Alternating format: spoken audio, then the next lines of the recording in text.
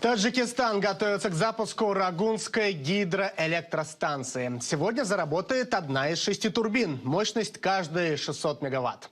Что делать таджикам, чтобы энергия им поставлялась бесперебойно? Досмотрите это видео до конца, и вы узнаете о будущем Рагунской ГЭС. Подписывайтесь на наши обновления, чтобы всегда оставаться в курсе событий. Самая крупная стройка Таджикистана не останавливается ни на минуту. С момента начала громкой кампании по продаже акций ОАО «Рагунская ГЭС» прошло ровно 10 лет. Но до сих пор ничего не слышно о том, получат ли владельцы акций дивиденды. Некоторые жители говорят, что они не верят, что когда-либо смогут извлечь выгоду из купленных акций.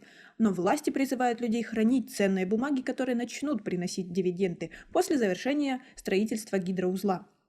Пусть мы и не получим дивиденды, но чтобы наши деньги не были разворованы. Кабил Джон, таджикский трудовой мигрант, был студентом, когда приобрел акции Рагунской ГЭС. По его словам, в 2010 году администрация вуза принуждала каждого студента купить акции как минимум на 100 самани. Помню, мой отец тогда отправил мне 1000 самани на оплату аренды квартиры и другие расходы, а я потратил все деньги на акции Рагуна, чтобы в будущем моя страна не знала проблем с перебоем электричества, говорит он. По словам Кабил Джона, он не ждет дивидендов от акций. Кто знает, мы когда-нибудь вообще получим выгоду от этих ценных бумаг или нет.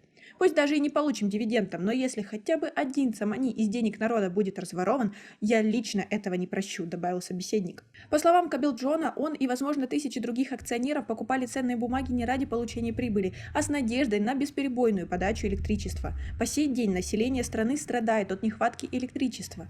5 января энергохолдинг Барки Тачик объявил о введении энерголимита в сельских районах страны.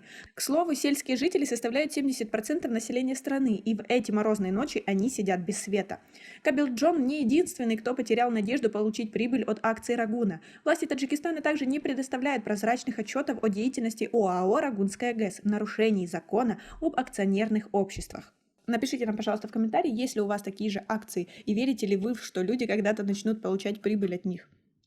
Жители Таджикистана с советских времен не особо верят в ценные бумаги, в том числе займы и облигации, выпущенные государством и проданные населению с различными обещаниями, потому что в большинстве случаев в конечном итоге они были обмануты. По этой причине некоторые мастерицы уже используют прочную бумагу акций, плящихся дома, под вышивку на национальных головных уборах.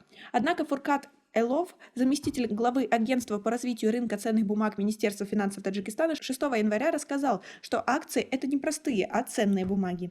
Людям лучше хранить свои акции, сообщил он. Если они их уничтожат, это будет во вред им самим. Акции были куплены за деньги. Пусть хранят. Возможно, настанет время, и они получат свои дивиденды.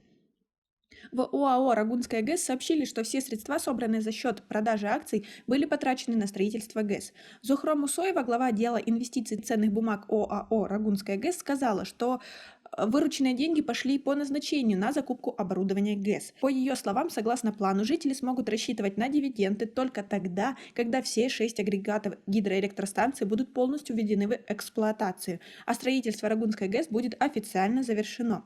На гидроузле предусмотрена установка 6 агрегатов. На сегодняшний день введены в строй 2 из них. В случае ввода в эксплуатацию остальных агрегатов акционеры смогут получать дивиденды от доходов компании, сказала Мусоева. По ее словам, намечено, что строительство Рагунской ГЭС должно завершиться в 2027 году. Другая неопределенность связана с тем, останется ли гидроузел в будущем государственным или будет приватизированным. Во втором случае также непонятно, что произойдет с акциями. Изменение формы собственности может также изменить правила, регулирующие использование акций.